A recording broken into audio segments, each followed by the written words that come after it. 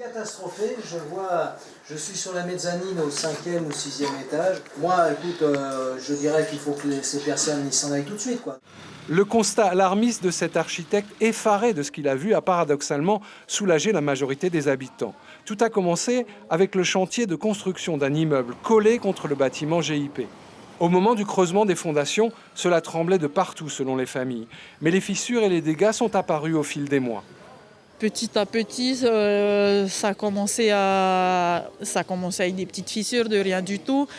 Et c'est plus au deuxième semestre l'année dernière où ça a commencé à se dégrader et à évoluer assez rapidement. J'ai l'impression que ça peut s'écrouler.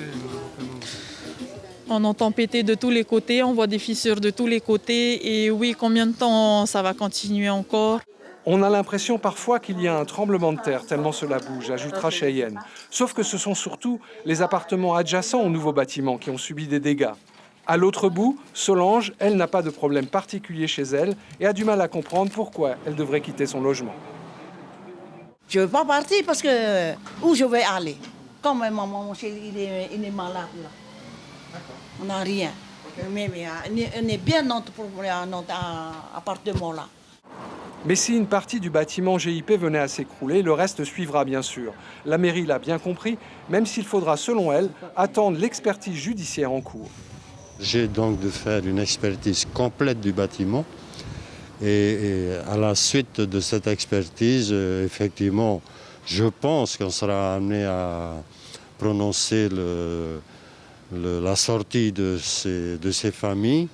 Bon, j'espère pour certains d'entre elles qu'elles pourront se reloger dans d'autres membres de leur famille.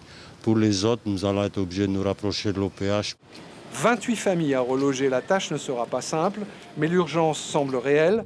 Quant aux responsabilités sur la dégradation du bâtiment, ce sera à la justice de se prononcer plus tard, une plainte contre X ayant été déposée.